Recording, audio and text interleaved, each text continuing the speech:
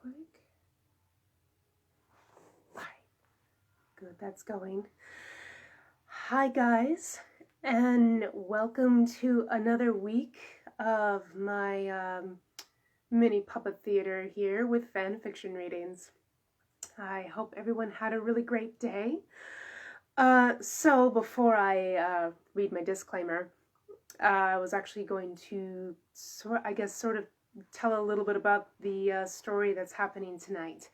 The beginning of this story is actually something that I started writing back in like 2015 when I was trying to remember what I had sort of created for Prince Charming when I was a little girl.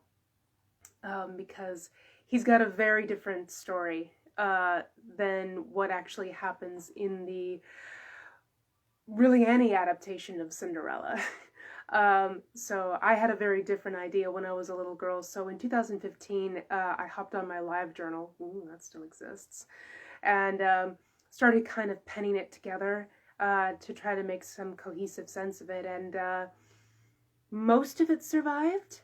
Not all of it, because I had to tweak it for the new genealogy and all that I came up with, but the essence is still there. So barring that, I think I will get into reading my disclaimer. So, this is a work of fan fiction, using characters from various fairy tale TV and film sources, including The House of Mouse. You'll know the reference immediately when you hear it, trust me. I began writing these shorts in order to preserve the tales that my best friend Shannon and I told to each other when we were children and were consistently getting Disney dolls for our birthdays and Christmases, and also apparently some stuff from before the time of my best friend, my own childhood musings. That being said, I claim no ownership of certain plots, characters, or bits of world I am borrowing to tell these stories. The situations cobbled herein are meant to entertain and are not part of any official storyline, and you should not ascribe them to any original story or canon. No money is being made here, as previously stated. This is just for fun, and I hope you all get as much enjoyment out of me reading this as I have while writing it. Additionally, I'd like to thank the House of Mouse and a cast of several others for providing such a wealthy supply of fairy tale happy endings that I thoroughly enjoy destroying. So, with that, away we go. Chapter 3, Prince Charming. The eldest of the king's sons, Prince Charming, grew from a young boy with dark hair and eyes to one of the handsomest and most eligible bachelors in all of Melusa. A spirited youth, Charming liked nothing better than to go hunting with his friends in the height of spring and explore the vast lands that were under his father's rule, although he was careful to steer clear of the Dwarven road, as his father had told him what had transpired when his grandfather had tried to venture in that direction. Still, he was adventurous, and never backed down when the prospect of slaying a dragon or rescuing a maiden was on the line. When he came of age, the king began to grow concerned, as his son spent less and less time at home with his counselors, and more time cavorting and taking up acts of valor. It was high time he stayed home and began the process of choosing a bride.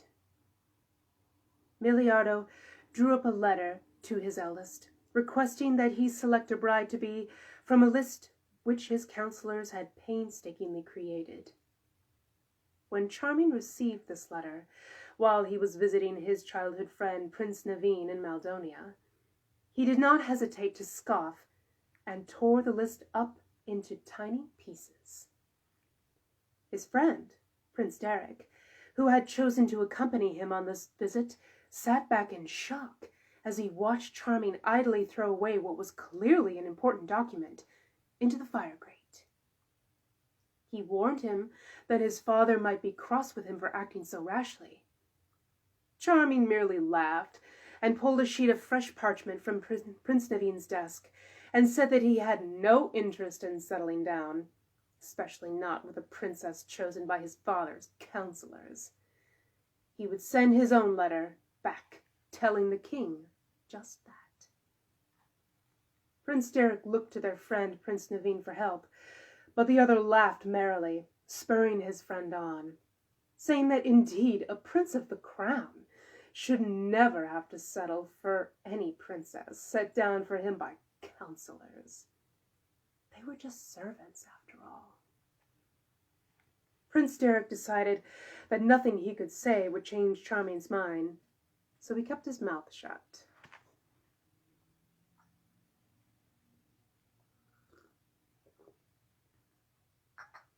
By and by, King Miliato received the letter penned in a fit of temperament by his son, and when he read it, he was more than just cross.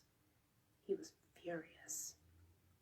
Blowing into the queen's chamber like an ill wind, he brandished the letter in front of her nose and blustered on and on about how he would show the ungrateful little upstart who was king. He would force him to marry. Yes, an arranged marriage might just be the thing to straighten him out.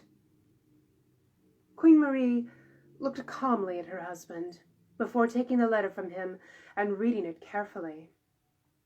Then she folded the correspondence neatly and laid it gently on her dressing table before turning back to her husband and stating that an arranged marriage wouldn't be necessary.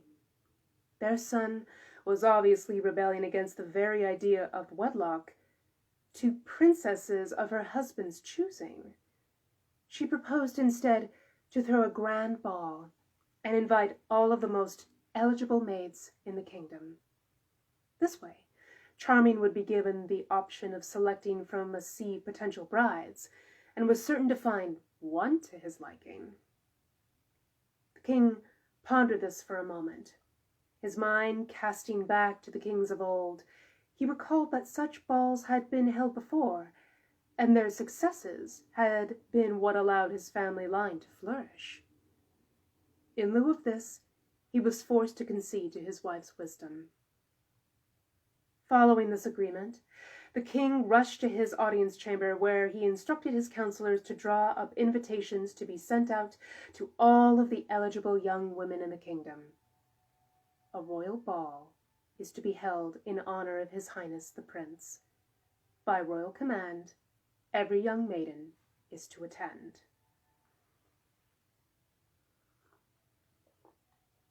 The king also drew up a letter of his own to his son, informing him that his royal person was commanded to return home immediately, and there would be no argument.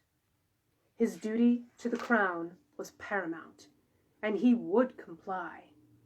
If not, Miliato promised to send his captain of the guard to fetch him. When Charming received this letter, to say he was displeased would have been generous. He was furious. He raged to his two princely companions about the unfairness of it all, and although Prince Naveen did his best to scheme with the young monarch of ways to avoid the whole ordeal, in the end, it was Prince Derek's wisdom that succeeded in soothing Charming's tirade. He began the journey home to his castle the next day, bound and determined that he would never find a bride at his father's ball. The thought brought him some comfort, and Charming settled in as his return to the heart of Melusa stretched out before him like a long piece of silken thread. And that is where we will stop for the evening. Hello, Emily. I see you. So, as always, if anyone has any comments about the story thus far, you can always pop them up here in the chat. I answer any and all, and even if the chat has concluded, you can still write them in, as I will answer them. I'm very active here on my art page, at least. And also, if anyone would still like to purchase the book that I wrote a few years ago, Lamentations of the Wood, I have one copy left. One hardcover, or I should say paperback left in my possession. So you can send me a message here or over on my regular Facebook page if we are Facebook friends for real.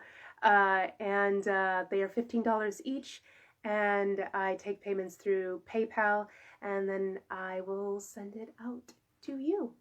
Can't believe I have one left. It's so great. Thank you guys so much for taking them off my hands and into the great wild beyond. So I will not be reading tomorrow night. I have some sewing that I need to get done this evening. So once the live is concluded, I will be doing that. But I should be reading on Thursday and Friday.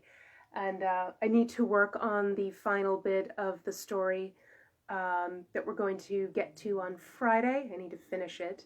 And it's going to be sad, but then that will conclude the reading, the live readings for this month.